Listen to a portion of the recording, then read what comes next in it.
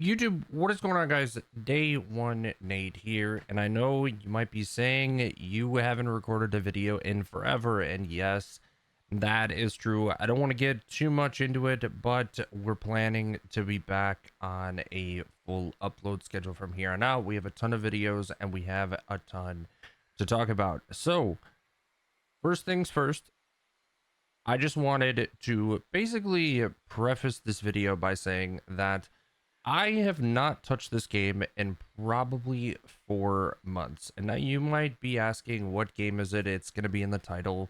But this is Once Human. Now, this, to my understanding, is Once Human 2.0.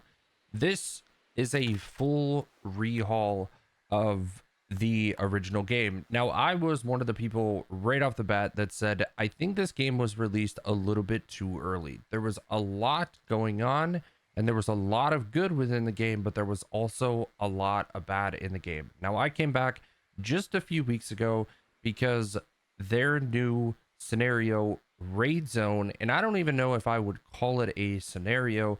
I would call it almost just an entire extension of the game, because that's what it is. It has its own menu, it has its own mimetic tree. It is entirely different from the game that you're going to play if you just load up into a normal scenario in Once Human. Now, this is good because this was something that I kind of had an issue with the game.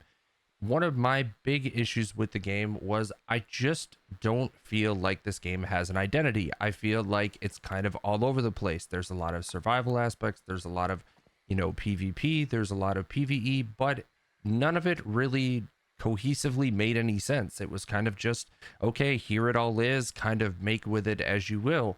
But it seems as if that is very much changed, and I can say even more that it seems like they are trying to distance themselves away from having it collectively all together and basically entirely separate. They are releasing servers on a different schedule, and the way that they are releasing servers is very different from anything that they've done before. There was a lot of servers coming out all at one time, and now they're kind of dragging the PvP servers out a little bit longer. And the Raid Zone servers are very similar to Rust, in which they wipe on a bi-weekly schedule. Now, will we see shorter wipe servers? Will we see longer wipe servers? I'm sure, but I think they just wanted to kind of get this originally under their belt first before they kind of went off and did more with it. Now, let's get into kind of the nitty gritty stuff that I am personally liking that they've done with the game. So, as I said prior, they have entirely split up Once Human and Raid Zone. Raid Zone is very similar to Rust. It has an entirely different mimetic tree. You craft things off of SMG bodies and rifle bodies and pistol bodies and armor off of different things that you kind of find through the world. PvP is always enabled. Raiding is, always there, except for I think there's a few hours at night in which you can't do it. But with that being said, they also fixed a lot of the structure damage. Now, something that was a big issue in Evo Call was you could basically just use Molotovs all the time. It was really bad. There was a lot of bugs, there was a lot of issues, and it seems like they've kind of worked that out. With working that out, it seems like things have gotten significantly better. I played Raid Zone. It was quite a lot of fun. It's just not really my cup of tea anymore. I don't PvP in a lot of games anymore. I enjoy bossing. I enjoy raiding. From the games that I play, from Once Human to Lost Ark to World of Warcraft to New World, I am a lot more PvE focused than I used to be. And that's, maybe it's just with age or what it is, but it's just something I enjoy. I enjoy that a whole lot more than, a constant PvE setup. But Raid Zone is a lot of fun. There's a lot of events, there's a lot of stuff going on with it, and I think it's a really good basis for them to continue to build on. So I'm very curious to see where that goes. Now, as far as Once Human 2.0 is concerned, let's jump into some of the changes that they've made that really, as a returning player, is really, really big. So if we hop into the mimetic tree and we look at the top left, we see that there are now classes in the game.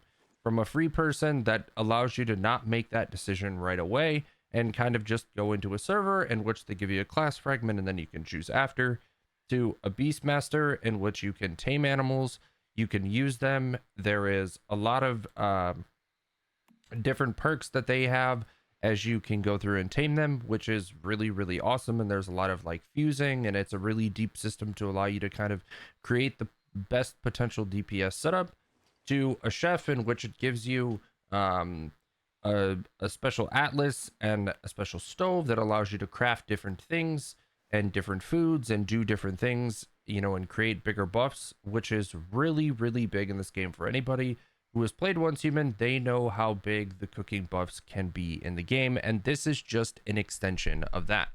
So with that being said, you also are in need of a gardener, and now a gardener, it allows you to do a lot of different things, from grafting different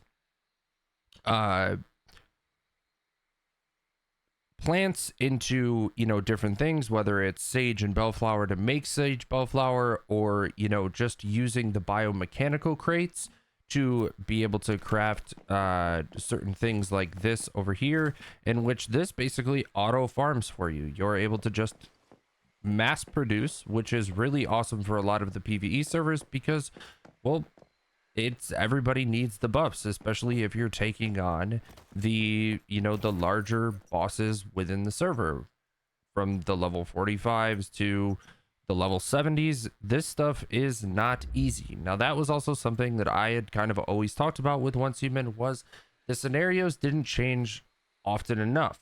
They seemed like they were kind of just stagnant. It was, well, you do Evil Call or you do Manibus and then you do hard mode, and then they came out with Way of Winter. Way of Winter didn't really work properly, so they kind of took that back. It's still there, but they're still, you know, you can kind of tell that there's adjustments that they're still making to it.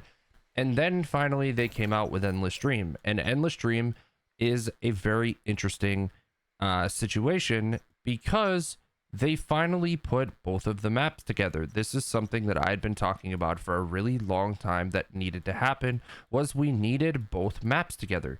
We needed to be able to do all of the content collectively. Now that we can do that, we have a lot more to do, and these scenarios are also shorter. These carry on about 24 to 25 days. Some people complete them in 21, but it really allows for you to kind of just get in, you know, get started. You're probably going to play multiple Endless Dream scenarios before you feel like you've you know, entirely completed the scenario. As you can kind of look around my plot, I haven't even finished the basics yet. I'm still working on, you know, different biomechanical plants, and I'm still working on, you know, leveling some alts to be able to try out some different stuff for content. There is a lot to do.